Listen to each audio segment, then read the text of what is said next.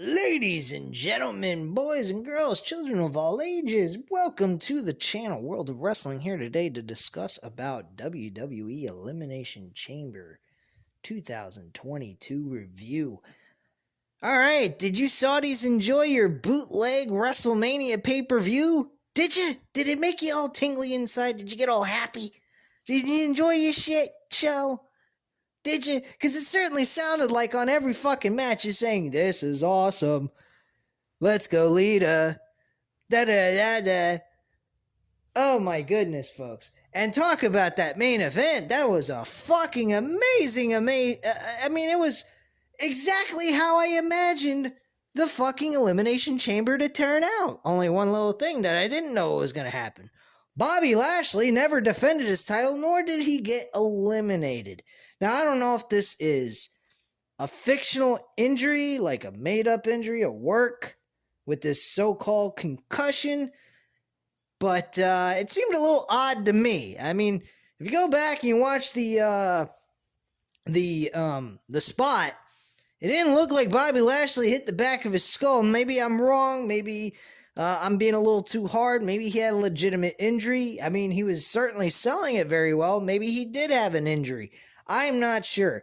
But the way things looked to me, it seemed a little off. A bit odd. A bit strange, if you will. And I'm just going, what the fuck? Not to mention, we had 4 other men in the middle of this match that looked like a bunch of beta males, while Brock Lesnar looked like the alpha male of the bunch. I mean, Seth Rollins and AJ Styles being the top 2 guys in this outside of Bobby Lashley. Matt Riddle, somewhat okay, was in this match. And then Austin Theory looked like a complete jackass, being powerbombed through a plexiglass pod where Bobby Lashley was, and then F5'd off the top of one other pod by Brock Lesnar near the end of this match. He was running for his life, showing no guts, no glory, no nothing. He acted like a complete and utter buffoon. This was a fucking joke of a pay-per-view. This main event was pathetic. It failed major balls. I mean, if you didn't watch this, God bless you. You did yourself a favor. Matt87 Eagle, you know I'm talking to you, pal, because you never watch these Saudi shows. So congratulations to you, man. You knew what you were doing. You were doing the right thing for yourself. People like myself, JD from New York 206, BC Amplified, who's another great reviewer on this crap, had to sit through 2 hours and 47 minutes of absolute complete torture, and the only match, and folks, this shock might scare the living shit out of you. You might actually get a heart attack, but wait for it. I'm going to give you guys a brief pause. You want to know what the best match on this card was? Take a wild guess. I'm going to give you guys 5 seconds to just state the answer, and then I'll give you my answer. Roman Reigns and Goldberg for the Universal Championship. That was more entertaining than anything on this fucking card. How sad is that, folks? Really, how pathetic is that? Oh, man. Folks, man. This was a complete, utter joke. Really, a complete, utter joke. Let me just go through the match card real quick with you guys, because this is a joke, man. This review is nothing more than a big giant wad of bullshit. That's all this fucking show is full of. This was probably by far the worst Saudi show I've ever seen in my fucking life. And they've done some pretty bad ones in the past. You know, Super Showdown from 2020, that was god-awful. But this takes it to a whole nother level of shit. I swear to you, folks, I don't know what the fuck Vince McMahon has been doing in his old age, but it seems to me that at one point he was interested in getting better and improving week after week, and now he's found a new talent. It's getting worse and worse every single week, showing us how much worse can you go? How lower can you, how low can you go in standards of pro wrestling? a product, a storyline, whatever. This guy continues to prove to us how worse can it get. Just when you think WWE can't get any worse, they find another way to prove to you it can get worse. It's an amazing talent, but there's one small problem. There's nothing worth watching on it if you do it that way. So it's called backwards land. That's what WWE is backwards land. Kind of like AEW. They're a little backwards. They produce good shows and they get bad ratings sometimes. And that's real bullshit. Because AEW delivers a decent show most of the time, and some of the time they deliver excellent shows. And they get the short end of the stick. Yet WWE maintains their 1.5 or gradually goes up sometimes and then drops right back down to a 1.5. I think it's absolutely ridiculous. I think AEW is getting royally screwed by its fan base. I think the people don't find, they're just, they don't give a fuck. And this is why wrestling is dying. And one of my subscribers, Black Hat, man, bro, I have to agree with you in the comment sections you've made in the past. Wrestling is practically dead. It really is. The fan base are fickle. They don't care what the fuck it is. Just gimme no progress in storylines. Give me nothing to get me hyped up for. No cliffhangers, no nothing. Just thank you, goodbye, see you next week. That's what the shows are nowadays. No bit larger than life superstars, characters that deliver any kind of interest to the crowd. We are getting nothing but great wrestling from AEW, but no big characters. And sometimes the characters that we want to see from WWE come over to AEW practically at times get the same kind of treatment. They get this push and then they're pulled back and they're not seen on TV. Keith Lee should have been on TV this past week. I know I'm kind of going off the rails here, but bottom line, guys, this is ridiculous what AEW is doing. WWE just continues to be backwards land, trying to prove to us how low can you go. I mean, it's really fucking sad. Don't get me wrong, guys. I love AEW. I'll always be a fan of AEW. I am going to continue to do the reviews on this channel, and I will always be a supporter of their product because they truly care about its fan base. They're just doing it wrong, and that's fine, I mean, nobody's perfect, but damn, get it fixed, man. And this fucking fan base, one minute they say, oh, I love AEW, I love AEW. Well, start acting like it. Follow it week to week. I mean, unless you got a job that, prevents you from watching it live, I can understand that. Your job's more important than a fucking AEW TV show. I mean, at the end of the day, but if you're not doing nothing on a Wednesday night at 8 o'clock, you should be fucking tuning in and making sure they get the kind of support they deserve, because they give us what we're asking for, and yet we're not giving back to them what they earn. And I think that's bullshit. That's just me doing a rant on AEW fans in a nutshell. So, that's just the way I feel on that. Anyway, let's get into this WWE Elimination Chamber piece of shit pay-per-view, or as they call it now, premium live event. What a fucking joke terminology that is.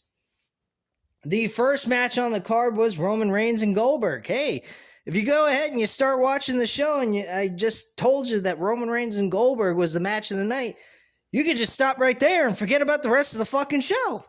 Because Goldberg, well, I couldn't believe it, actually gave a longer than 2-minute match. He actually gave us a legitimate match in some case. I think it was about 7 minutes long.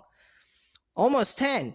And they didn't do the same fucking move over and over and over again. Spear, jackhammer, spear, Superman punch, spear, Superman punch and a spear and all that bullshit that Roman Reigns does.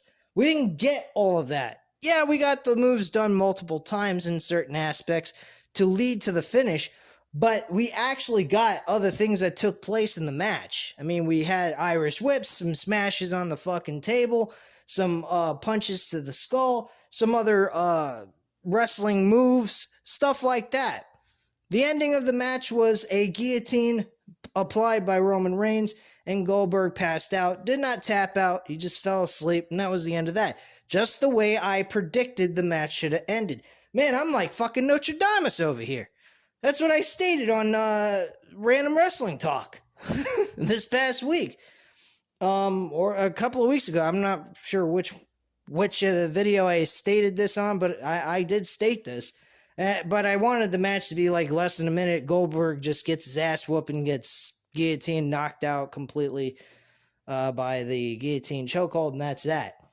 But unfortunately, that's not what we got. We did get a decent match out of Goldberg. I will say that. Some people might go, well, hey, you're a hypocrite. You say Goldberg sucks. Well, you know what? I can't deny that I enjoyed the match. I really did. I think a lot of that had to do with Roman Reigns, helping him guide him through the match. I'm not giving the credit completely to Goldberg. I think the credit mostly should go to Roman Reigns and what he did in this match. And kudos to him, because he never used to be able to do shit like that. That match to me was a good match. I'm not going to say it was superb. It was mind-boggling. It was amazing or anything. I mean, that's just god-awful way of, doing a review, I think, and being a critic. But I think the match was okay. It wasn't a bad match. And it was the only good match on the fucking show. The rest of it was trash. This match is a 3 out of 5 stars. Let's move on to the Women's Elimination Chamber. You know what's sad? The Women's Elimination Chamber match was actually better than the men's. And that was for a championship. This match was actually better, and it had no purpose of being on the card. You know why? Because Lita and Becky Lynch should have been competing over the Women's Championship on the Raw side at WrestleMania. Because technically, this was Lita's WrestleMania match. This was her send-home matchup, her last match she's ever going to have. And she had a match in Saudi Arabia as her go-home match, her retirement match, that she'll never do again. At least we hope not. We at least hope she's not going to return ever again, because she really didn't need to do this. This was absolutely ridiculous, and I'll get into that in a little bit. But yeah, the Women's Elimination Chamber match actually was somewhat entertaining to me, but it still did not top Goldberg and Brock Lesnar, or Goldberg and Roman Reigns, I should say. I mean, Bianca Belair won this match. She finished off Alexa Bliss as the final elimination. Don't get me wrong, the match wasn't mind-blowing. It wasn't anything to go crazy over, but it at least had some kind of substance of entertainment that I got out of it. Is it something you need to go back and watch? No, I wouldn't say that. That would be ridiculous for me to say again. But, I mean, if you were sitting here watching it live, it was worth your time to watch. But it's not something you need to go back and watch again if you wanted to do a replay of this Elimination Chamber pay-per-view. To be perfectly honest with you, I wouldn't recommend anybody ever going back and watching this fucking piece of shit, because it was the worst. I mean, I didn't even watch this shit live because I was busy doing shit in my life on a Saturday that I had to take care of. So I didn't have the ability to watch this at 12 o'clock start time. But when I got back, I was thinking, oh, fuck, it's like 3 o'clock, 3:30, somewhere around there. I'm going, oh, I got to watch a 4-hour freaking event. I turned the damn thing on. It says 2 hours and 47 minutes. I'm like, oh, thank you, Jesus. Hallelujah. I'm like going, damn, I'd hate to think I have to sit through 4 hours of this shit. Usually a Saudi show is about the same amount of time as a WrestleMania show. So I'm going, all right, cool. Let's go ahead and watch it. I'm sitting through all this shit. The first 2 matches were, wasn't nothing to go crazy over, but it wasn't something that made me want to go, gouge my eyes out and say I don't want to ever watch this again. But then we move into Ronda Rousey and Naomi versus Sonya Deville and Charlotte Flair in a tag team match with Ronda Rousey supposedly, and I mean by supposedly, quote unquote, have her arm tied behind her back. Well, folks, I have to say this. She didn't have her arm tied behind her back. She had her arm tied in front of her, against her waist. Now, the terminology that was in the contract that it was mentioned is her arm, one arm tied behind her back. Now, if you're going to go ahead and state that, put it behind her back, not in front of her stomach or on her waist side. You put it behind her back. If you understand the human anatomy, you get that the back is the back. Your hand goes behind you, not in front of you on your waist, not up at your, glue it to your skull. It's behind the back. And they didn't do that. They tied it to her waist. I'm going, what the fuck is this, man? And, I'm just saying to myself, she could still technically somewhat use her hand. It was utterly ridiculous. Oh, my God. And I'm sitting here, I'm watching this match, and my eyes are rolling in the back of my head. I'm starting to fall asleep. I'm like, okay, wake up, man. You don't want to miss the rest of this, or you're going to have to go back and finish where you left off later on during the day. I didn't want to do that, so I snapped out of it. I actually went on JD's review for the actual show. I put it on pause so I couldn't hear any of the results, so I wouldn't, spoil it for myself to be able to give you guys my own personal opinions and my own thoughts instead of listening to someone else's. I prefer not doing that until I'm done doing the review and then get to hear other people's opinions and compare it to how I sounded with my own opinion. And literally, a lot of times my opinion matches theirs, the higher end YouTubers.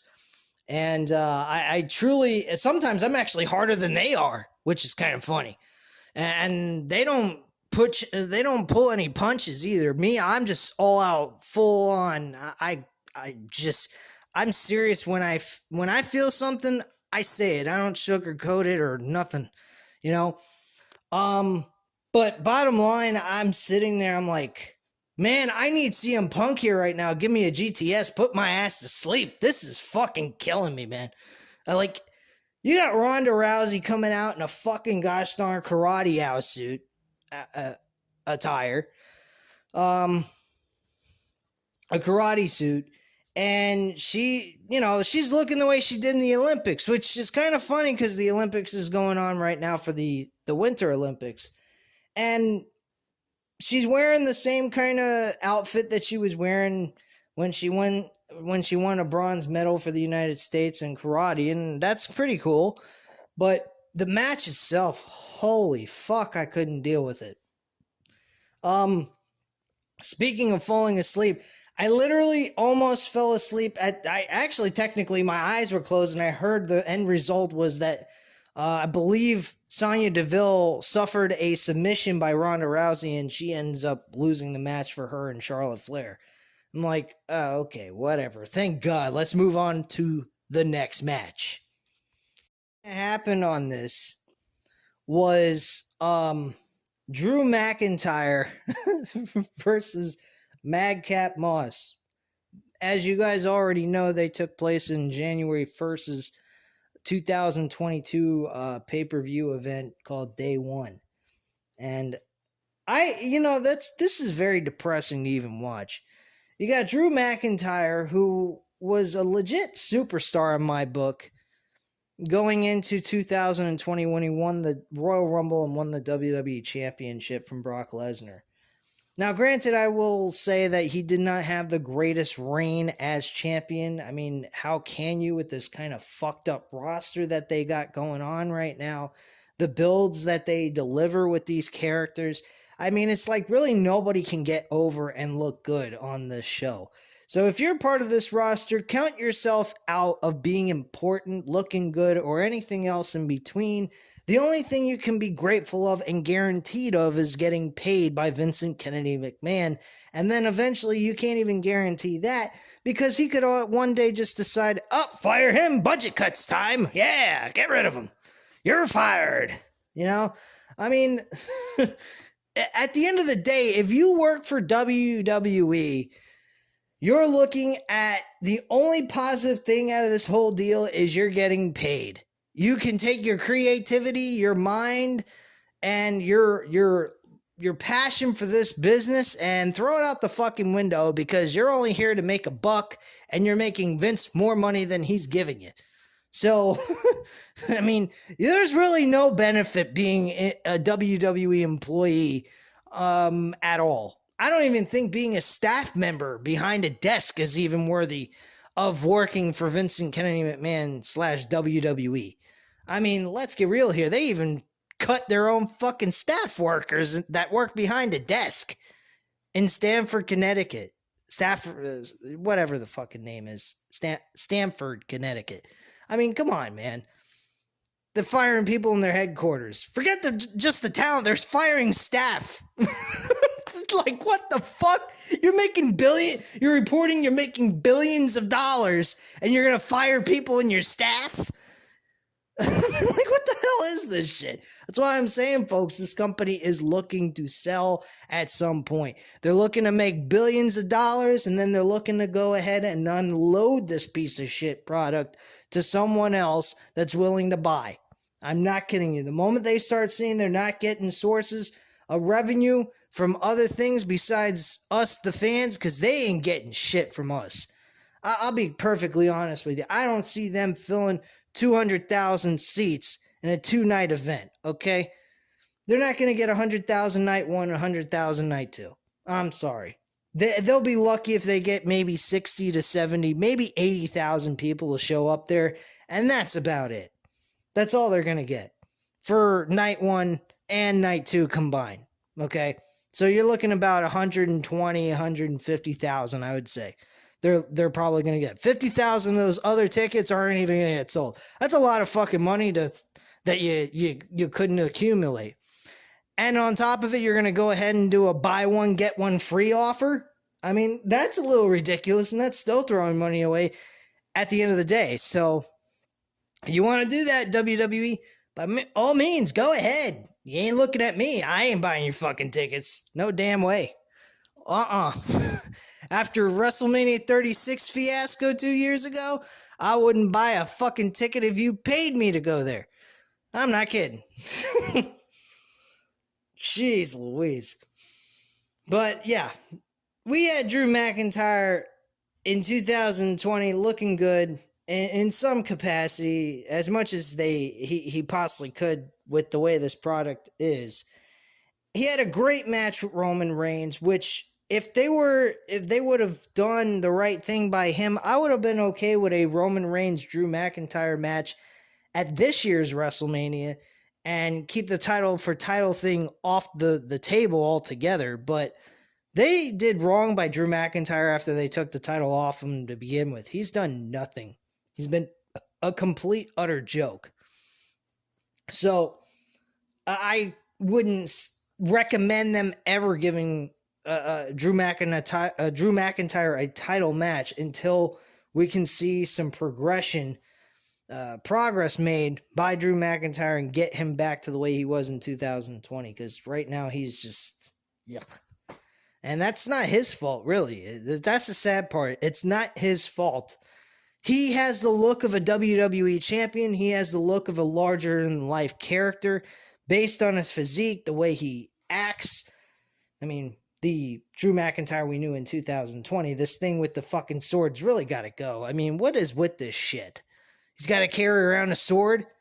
Like, it was a Falls Count Anywhere match. Not to mention, the match didn't even end outside the ring. It ended inside the ring. So what's the fucking point of a Falls Count Anywhere match? That's a joke, man. A Falls Count Anywhere match. Yet the match ended in the ring. Then why bother doing a Falls Count Anywhere match? Make it a no disqualification where you have to finish the match in the ring. That simple. Wow. Hey. Talk about logic. What do you know, Vince? I guess senility is really getting fucking up your head, man. Jeez Louise. But yeah, Drew McIntyre won this match. Oh yeah, going back to the ratings. I forgot to mention that for the Women's Elimination Chamber. I'm going to give that a 2.5 out of 5 stars. And I cannot give it the same rating as like Goldberg and Roman Reigns. That would be just ridiculous. Ronda Rousey, Naomi versus Sonya Deville and Charlotte Flair. That match was a complete travesty and really just plain garbage. I'm giving that a 2 out of 5 stars, and that's just being generous. I should maybe give it a 1. But Ronda Rousey being on that, you can't really do it. And I don't particularly blame her per se. I think the concept of this match being made had no purpose on the card whatsoever.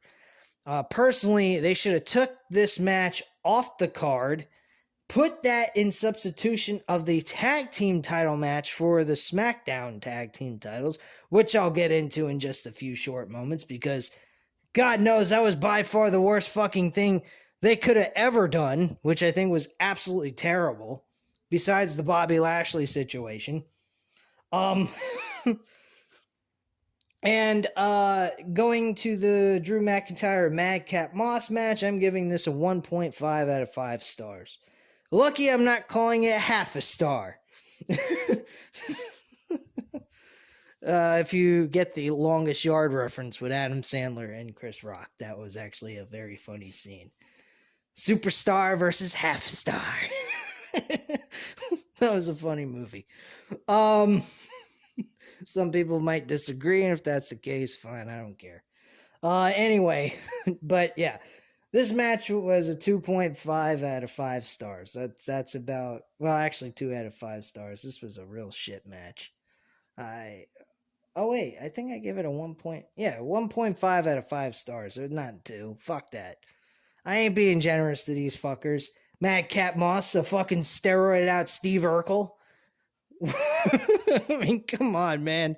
You gotta be kidding me. He's wearing fucking overalls. By the way, his overalls came apart in the middle of the match. That was really funny.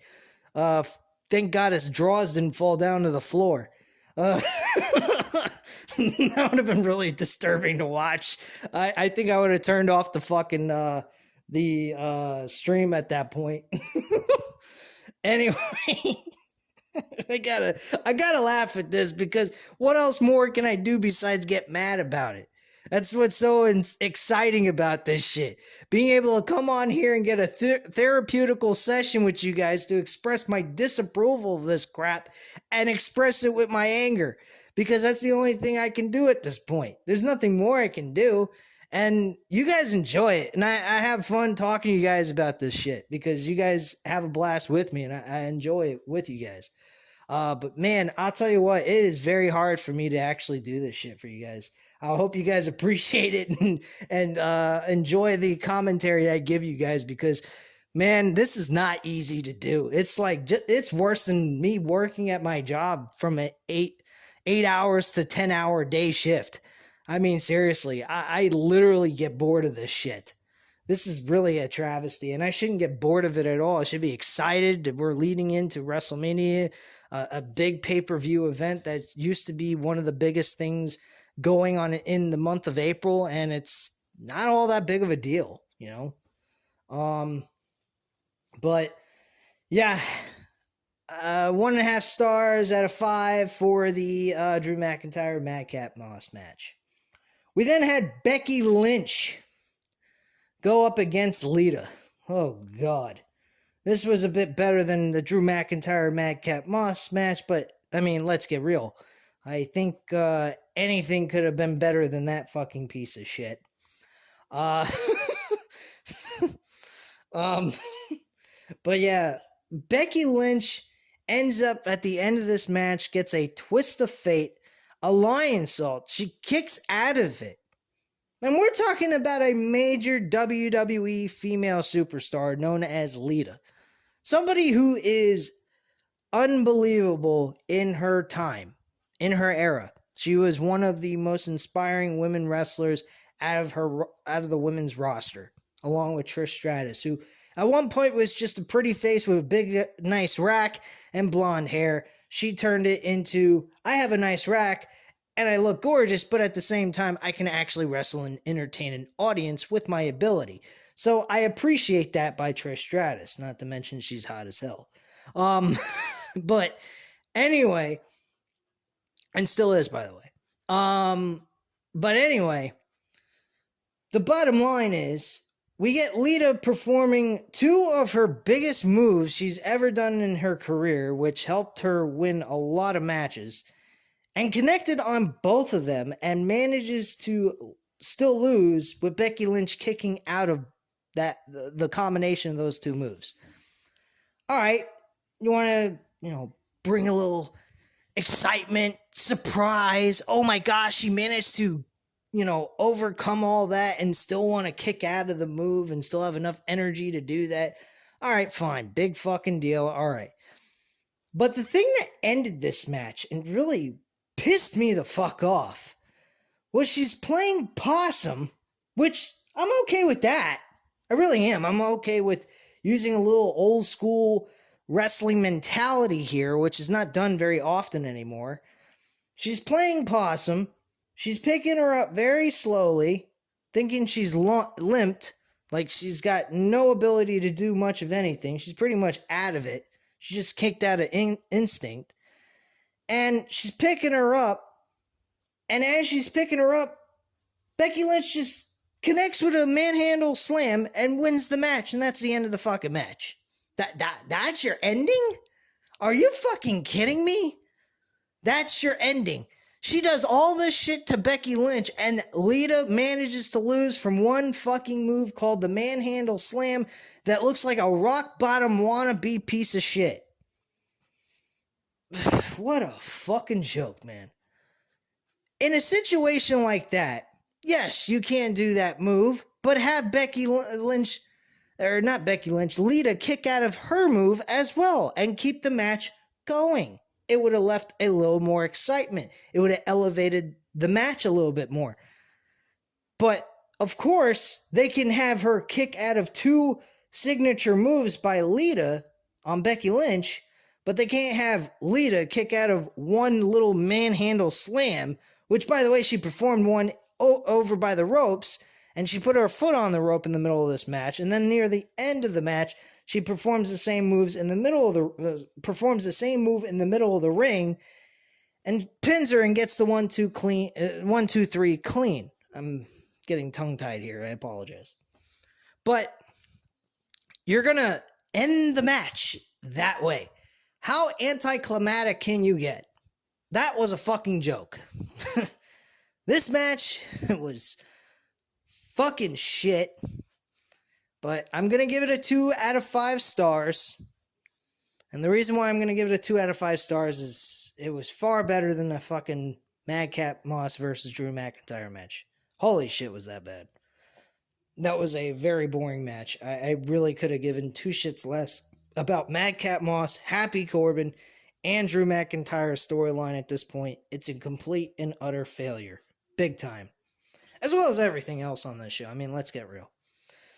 Alright, so they talk about Undertaker being in the Hall of Fame, by the way. I didn't talk about that on SmackDown's review last night. I sincerely apologize. That was actually one of the most entertaining things on SmackDown outside of the thing with Sheamus and Ricochet. But yeah, Undertaker had his little long, drawn-out vignette video about him being inducted in the Hall of Fame, which is the first person to be inducted this year. Congratulations to him. He definitely earned it with all the service he gave to Vince McMahon. Vince McMahon should be kissing his ass, literally, on national television, like he made William Regal do back in 2001. But I digress. Because Undertaker gave his life to this fucking creep bastard, Vince McMahon. And all he's got for it is a lot of memories and excitement for the fans that he gave them. And outside of that, money. I mean, he got the money, of course. But really, did he really have, near the end of his remaining years, a really good ending to his career? I mean, the Brock Lesnar-Undertaker match at WrestleMania 30 kind of killed it for me. I don't know about you guys. But once Brock Lesnar beat The Undertaker for that undefeated streak, that's when I really just stopped caring about The Undertaker. I mean, I always loved The Undertaker, and I wanted to see him redeem that match and redeem what happened to him, but at the end of the day, there was nothing redeeming him. I mean, Undertaker versus AJ Styles in that Boneyard match, which is basically a casket match. That was a good match. It was a nice way to end it, but to me, it didn't really make me feel like, it's something to go crazy over. It kind of felt like Muhammad Ali passing his prime, but continues to box even though he doesn't have to box anymore, and he's just doing it for the money. Undertaker was really doing it just for he wasn't even really doing it for the money, I don't think. I mean, maybe he was. I mean, maybe his finances weren't in the best shape at the time, and he just kept coming back for that reason. But I think it also is that chasing of that one more last impression type match that he was looking for us fans, so he didn't go away looking like a chump or looking bad for his legacy. But every time he just had a match after a match after a match, it just got worse and worse and worse. Thankfully, the AJ Styles Undertaker match kind of rectified some of that, but I mean, it was kind of sad watching him just keep going and going and going like the fucking Energizer Bunny.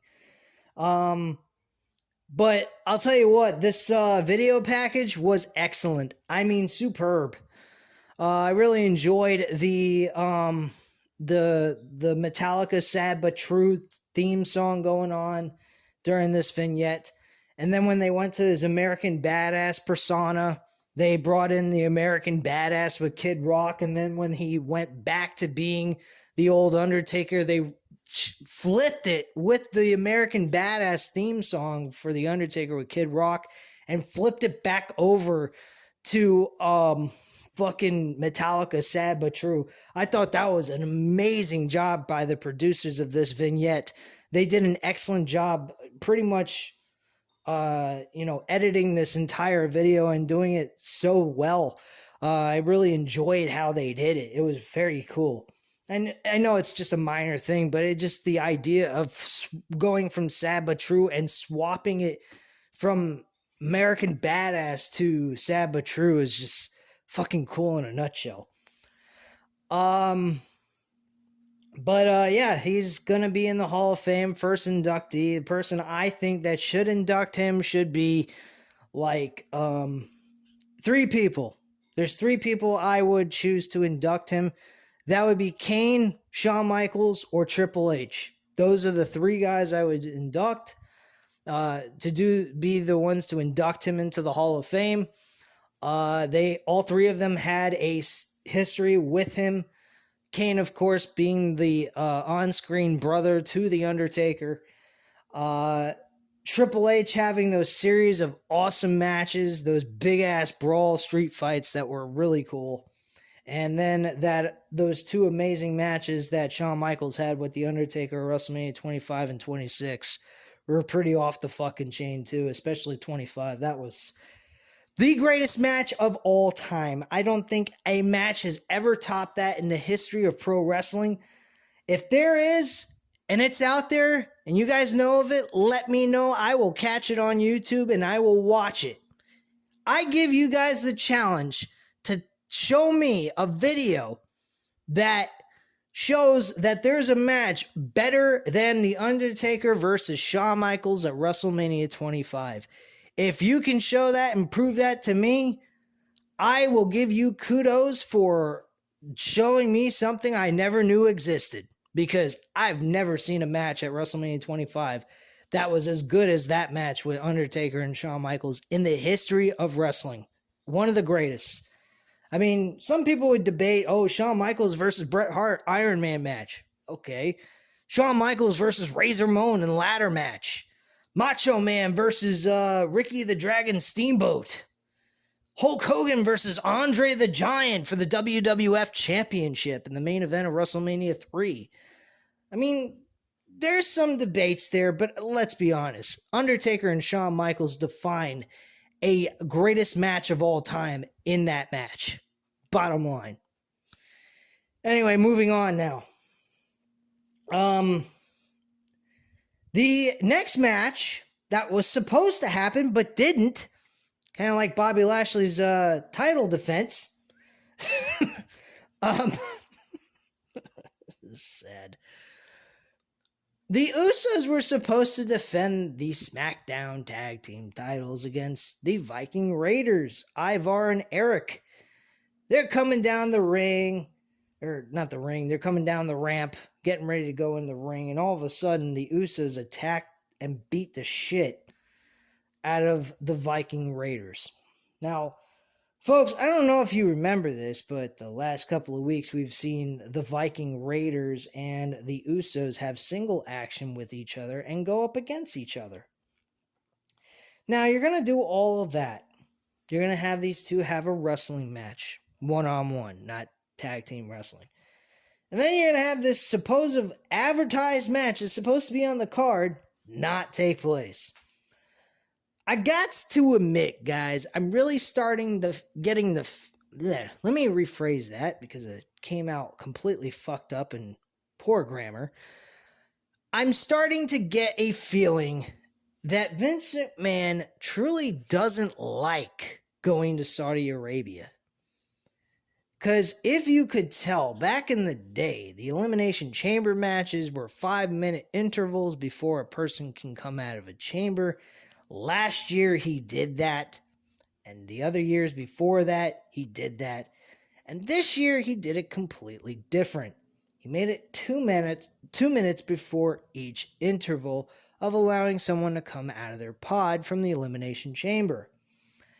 Now, if that doesn't spell or smell like Vince wanted to get the hell out of there as quickly as possible, I don't know what is, especially with the fact that this match never even fucking took place, and they spent their time making an announcement saying this match was going to take place, and it never did.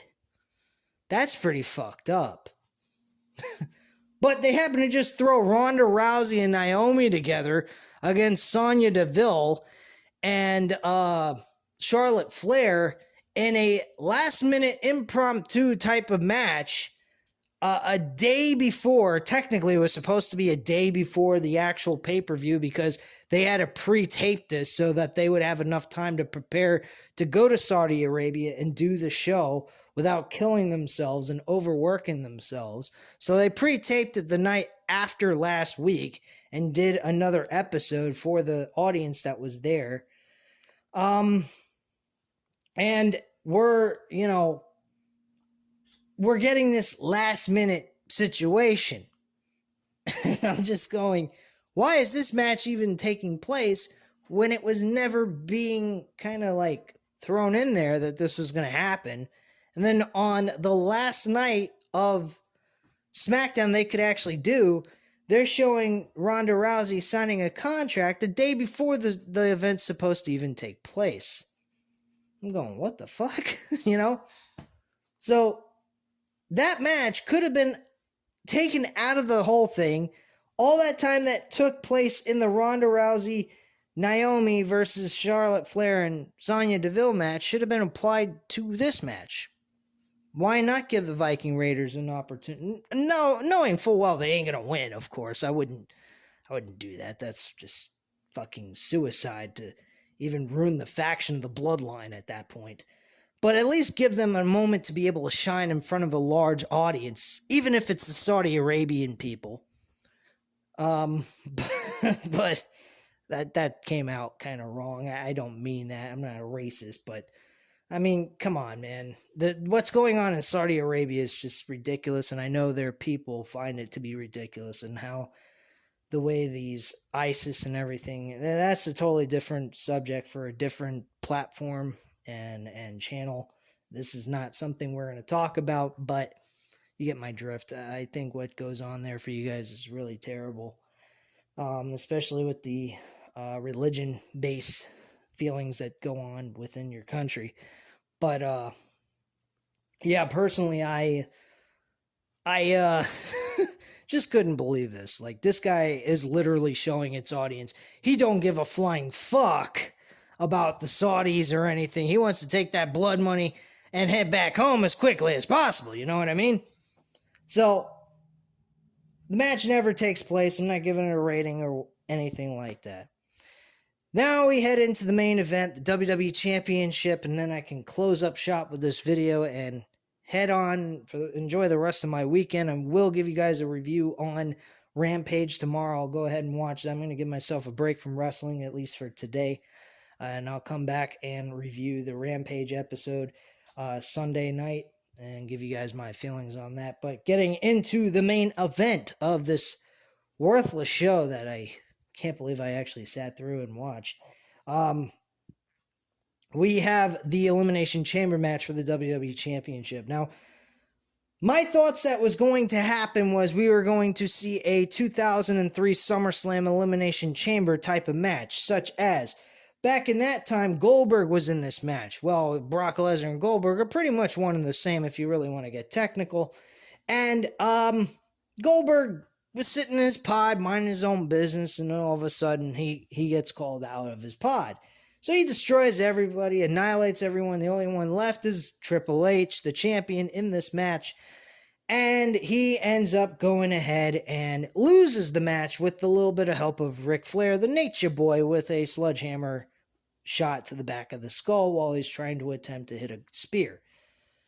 So that is the image I was going to get from this, excluding the the champion going over on the challenger who is annihilating everybody in the fucking match to begin with. Brock Lesnar does exactly what I said he was going to do. Once he got in the middle of this match, he was going to annihilate and destroy everybody, which is what he did. He did F5s, hit the fucking move, on to the next, boom, on to the next. Austin Theory, F5 off the top of the fucking pod. He went flying like a fucking propeller onto the floor, about 15 feet down onto the floor. Could have broke his legs, his neck, what have you. Who the fuck knows? The guy is unbelievable that he managed to live through that, because I really thought he was going to be dead. And on top of it, Bobby Lashley was not even pinned or anything, because apparently he suffered a so-called concussion. I hope it was a legit concussion, because I'd hate to think that Vince McMahon created a work concussion for no good reason at all, just as a way to protect Bobby Lashley from suffering a loss in this match. What a fucking complete weak way to make your champion lose. If you're going to take the title off of your champion, have him be pinned at least. If you want to make him lose, but make him lose with some dignity, have him do completely different what everyone else was doing and actually try to defeat anyway, the challenger who is annihilating everybody. Austin Theory was another person who did not have any balls whatsoever. As I stated earlier in this video, everyone in this fucking match was a freaking beta male, and Brock was the alpha male, annihilating and devouring his victims. And that's basically what he did in this match, metaphorically. And it was a joke. It was like watching the fucking Royal Rumble match itself. So, Brock Lesnar's got 2 wins under his belt that mean absolutely nothing. And then on top of it, he's going to face Roman Reigns at WrestleMania, title for title. This is going to make Roman Reigns look even better. I don't know how much more better you can make Roman Reigns look, but for some reason, that is their main focus. That's all they care about. Roman Reigns, he's their cash cow. Let's give him all the major wins, give him all the built-up superstars, and then blast them out of the hemisphere and fucking have him win. At some point, somebody's got to go ahead and beat Roman Reigns for the title. And when I mean beat him, I mean beat him clean. Not this Money in the Bank cash-in bogus crap where the person with the Money in the Bank briefcase shows up, cashes in on him in the middle of a match or after a match, and wins a fucking title. I'm sorry, but that's not the best way to build up a new star. My attitude is, if they give it to somebody for the Money in the Bank briefcase, they need to build them up first. Matt Riddle would be that person I mentioned before that I would actually focus on through this entire year after he has his match with Randy Orton at WrestleMania, which is going to happen. When Matt Riddle gets turned on, betrayed by Randy Orton, that switch needs to go on, and he needs to become a serious character. It would be a fucking great thing for them to be smart enough to realize the joked out Matt Riddle needs to go. And Randy Orton needs to be that ability, needs to give that ability to give us that image in our head of a switch turning on and Matt Riddle becomes a serious character. Because this Matt Riddle with the joke references of being a pothead and all that needs to go and die. It's overplayed. It's retarded. I mean, they did it with Rob Van Dam, but it wasn't as bad as this. It was once in a while, here and there. That's it. But he didn't come off as an annoying character that you would love to see get annihilated, which is what I feel about Matt Riddle right now with Randy Orton. I think Randy Orton is just being dragged down being with this fucking idiot the way he's being portrayed on television. Really. But yeah, I think Matt Riddle needs to be the focal point of their buildup going into the major event. And I mean like major event, I mean like next year's major events. This year, I wouldn't even worry about Matt Riddle being in a world title picture at all.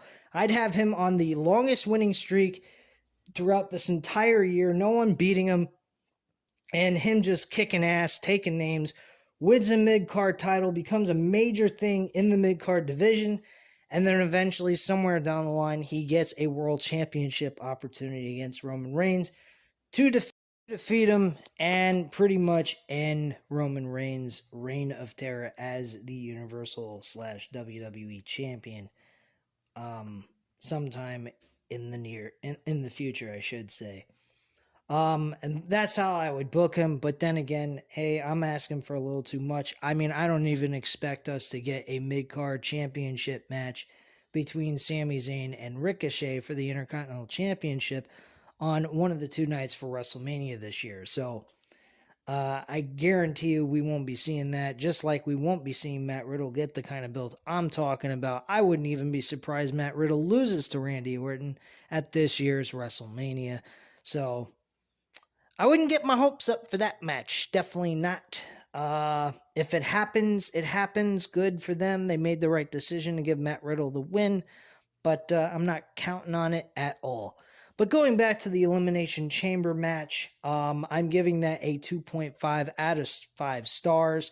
As you may notice, out of all the star ratings I gave, not one match went above a 3 over the Roman Reigns Goldberg match. And that is why it is the best match on the entire card. Because bottom line, that was the only legitimate match that seemed important to me. The rest of the fucking show was dreadful. It seemed like they didn't even want to be there. And they just wanted to get in, get out, and get the fuck out of Saudi Arabia. So, it's just the way I look at it. You guys know what to do, though. Hit the like button if you like this video. Hit the subscribe button if you're not already subscribed to the channel, of course. And leave a comment down below. I'll definitely get back to on that. And I thank you guys very much for watching. Have a great night, guys. Bye.